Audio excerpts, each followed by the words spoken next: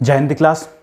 आज कल जो हमने सूफ़ी आंदोलन शुरू किया था, आज उसी के आगे चलते हैं। सूफ़ी शब्दावली, यह भी क्वेश्चन पेपरों में बहुत पूछा जाता है, तो आइए देख लेते हैं। जितनी पेपरों में पूछी हुई शब्दावली सब इसमें मिलेंगी। तो चलिए चालू करते हैं। पहली शब्दावली है पीर, मुर्शिद व शेख। इसके मतलब होता है गुरु। जो पीर होते थे, मुर्शिद होते थे, व शेख होते थे, वह कौन होते थे? गुरु। मुरिद और तालिब शिष्य होते थे। जैसे हम लोग आज भी सुनते हैं कि वह उसका मुरीद हो गया है, कि मतलब उसका वह फैन हो गया, शिष्य हो गया है। वली मतलब उत्तराधिकारी होता था। वली कौन होते थे? उत्तराधिकारी। और वली का एक अर्थ और होता था, वह सूफी जो ईश्वर के समीप होने का दावा करता था, उसको भी वली कहते हैं। तो वली के दो अर्थ हैं, एक उत्तराधिकारी और दूसरा वह सूफी जो ईश्वर के समीप होने का दावा करता है, उसे भी वली कहते हैं। खानका सूफियों का निवास स्थान होता था, जहां सूफी रहते थे, उसको क्या कहा जाता है? खानका। तो कुछ इंपॉर्टेंट जो सूफी थे भारत में, उनकी खानका देख लेते, उनके निवास स्थान देख लेते, कहाँ क्या कौन से थे। मोइनुद्दीन चिश्ती खानका कहाँ थी? अजमेर में। जकारिया की मुल्तान में। निजामुद्दीन औलिया की दिल्ली में। बाबा फरीद की अजोधन में। सलीम चिश्ती की फतेहपुर सीकरी में। मनहेरी की पटना में। नागौरी की नागौर में। मोहम्मद गौस की ग्वालियर में। तो ये कुछ प्रसिद्ध जो सूफी भारत में हुए थे, उनकी खानका है। ये कहाँ पे है? जैसे तो ये क्वेश्चन जो पूछा जाएगा वो मैचिंग में पूछा जाएगा या ऑप्शन में भी पूछ सकते हैं। तो चलिए आगे जो शब्दावली के कुछ जो शब्द रह गए हैं वो देखते हैं। चलिए आगे देखते हैं। अन्य शब्द जो थे शब्दावली के, आता है मलफूजात। मलफूजात क्या होता है? सूफी संतों के विचारों व कथनों का संकलन। जो सूफी संत अपने विचार व कथन रखते थे, किसमें एकत्रित करते, तो उसको क्या कहा जाता था? मलफूजात। फिर उसके बाद है मकतूबात। सूफी संतों के पत्रों का संकलन। जो सूफी संत एक दूसरे को या किसी राजा महाराजा को जो पत्र भेजते थे, उनका जो एक संकलन होता था, उसको क्या कहा जाता था? मकतूबात। फिर आता है समा, संगीत। तो हम लोग नहीं कहते जैसे समा बांध दिया, संगीत जब हम लोग कहीं गाना ना सुनते हैं तो कहते संगीत समा बांध दिया। तो उस समा का अर्थ होता है संगीत। और एक क्वेश्चन यहाँ से ये पूछा जाता है कि समा के दौरान कौन सा सूफी संत मूर्छित हुआ? तो काकी थे, वह समा के दौरान ही मूर्छित हुए थे। मतलब जब वह अपना संगीत सुना रहे थे, उसी समय वह वो मूर्छित हो गए थे, बेहोश हो गए थे। वह 17 दिन बाद उसी के मृत्यु हो गई थी। तो लिंक करना सीखिए। जैसे समा मतलब संगीत सुनाते समय कौन मूर्छित हुआ? कौन सूफी संत मूर्छित हुआ? काकी। और कितने दिनों बाद उनकी मृत्यु हुई? 17 दिन बाद। उसके बाद आता है रक्स। रक्स मतलब नृत्य करना, डांस।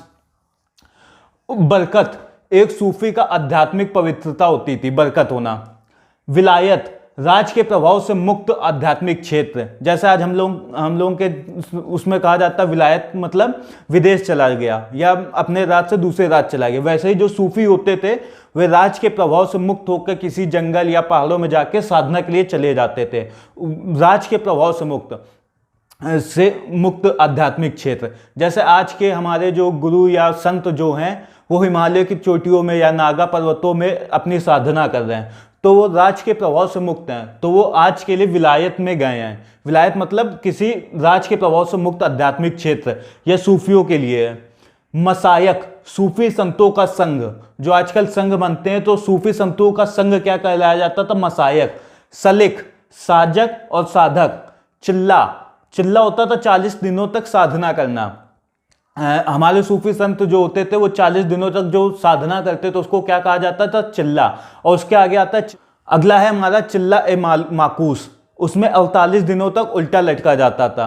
तो क्वेश्चन पूछा जाएगा कि 48 सूफी संत चिल्ला ए माकूस किसको कहते थे? जो 48 दिनों तक उल्टा लटकता था, उसको चिल्ला ए माकूस कहा जाता था। उसके आता है सफर, मानव जीवन, हक, परमात्मा व खल्क, सृष्टि। तो आगे चलते हैं, आगे जो पॉइंट बच्चे वो देख लेते हैं। बता दे। अगला शब्द हमारा वैयत, जो शिष्टता ग्रहण करते समय होने वाला अनुष्ठान होता था, जिसमें शिष्य सिर मुंडन करवाते थे। तो वैयत का अर्थ होता है जब कोई शिष्य अपने गुरु से शिक्षा ग्रहण करने के लिए जाता था, तो उसमें एक अनुष्ठान होता था, तो उसको वैयत कहते थे। और वैयत में जो शिष्य होता था अपना सिर मुंडवा लेते थे। इसके बाद है सिलसिला। इसको जंजीर भी कहते हैं। जंजीर मतलब शेख व मुरीद के बीच की जो जंजीर होती थी या रिश्ता होता था उसे सिलसिला कहा जाता था। तो सिलसिला का अर्थ है जंजीर, और जंजीर शेख व मुरीद के बीच की। उसका अगला शब्द है खिरका, इसका अर्थ होता है लबादा, और ये सूफी संतों का वस्त्र भी होता था। और आगे मुगल युग में देखेंगे और सल्तनत में देखेंगे, जब कोई राजा सुल्तान किसी राजा को अपना अधीन करता था तो लबादा ही उसको भेजता था, कि वो जब लबादा वो पहन लेता दूसरा राजा तो वह उसके अधीन माना जाता था। ये भी लबादा आगे भी शब्द आएगा। खिरका मतलब लबादा। खलीफा उत्तराधिकारी, धर्म व राजनीति का प्रमुख, तो धर्म व राजनीति का प्रमुख भी खलीफा कहा जाता था, और जो नेक्स्ट खलीफा बनने वाला होता था, उत्तराधिकारी होता था, उसको भी खलीफा कहते थे।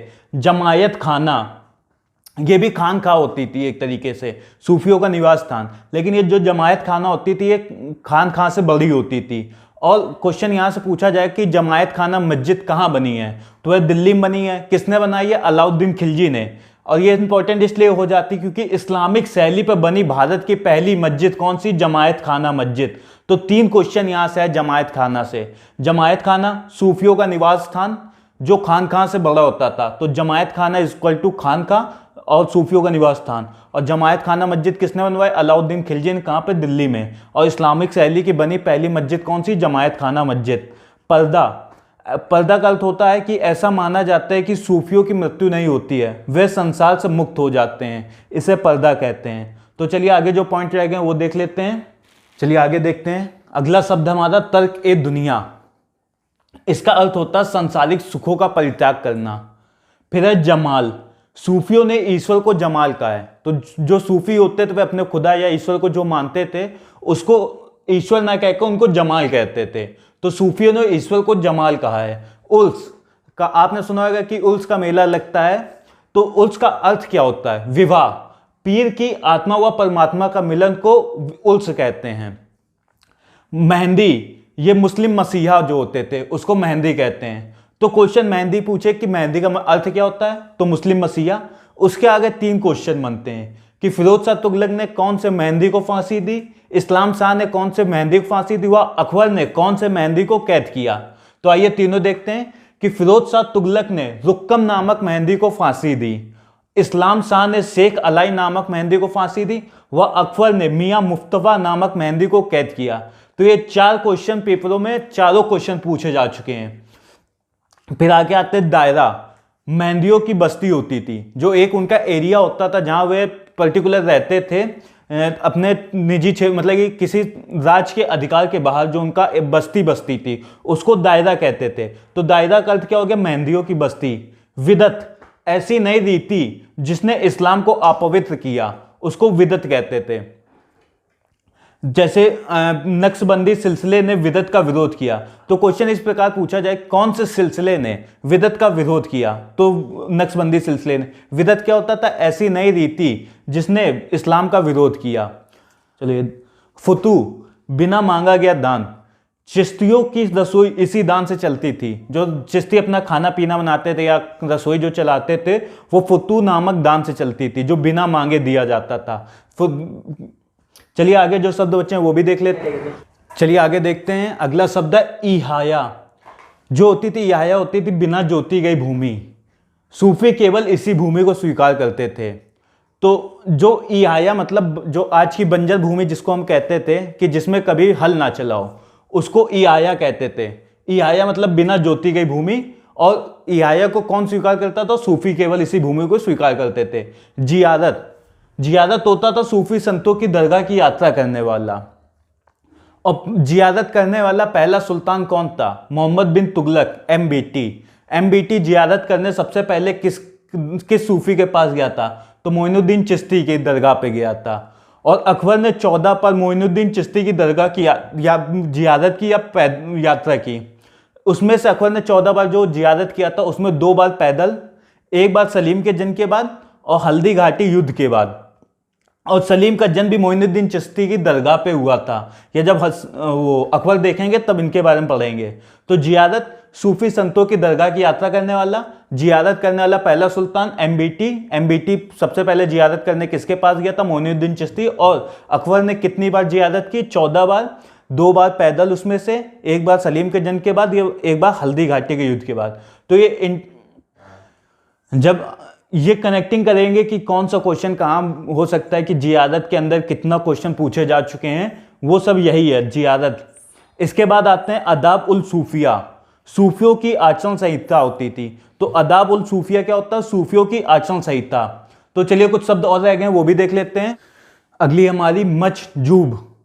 मजजूब क्या होता है? जो शरीयत की पूर्ण अपेक्षा करते थे, जो शरीयत में मानते ही नहीं थे।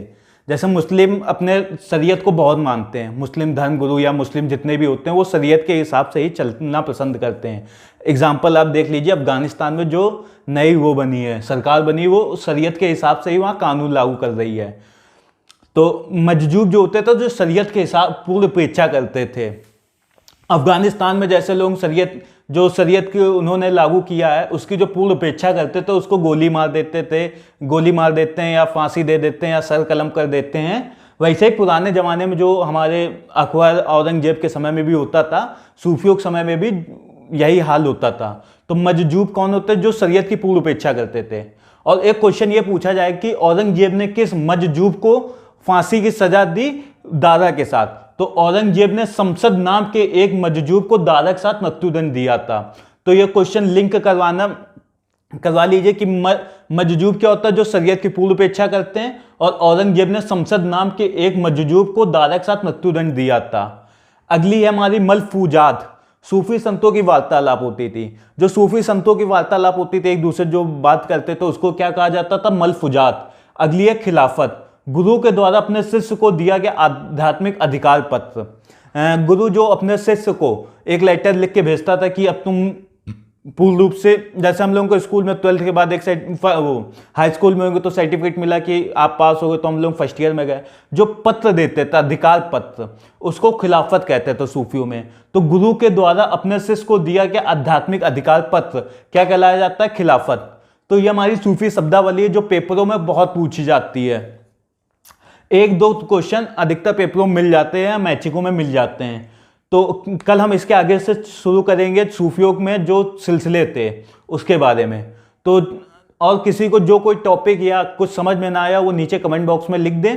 तो चलिए आज के लिए यहीं समाप्त करते हैं। आज के लिए जय हिंद।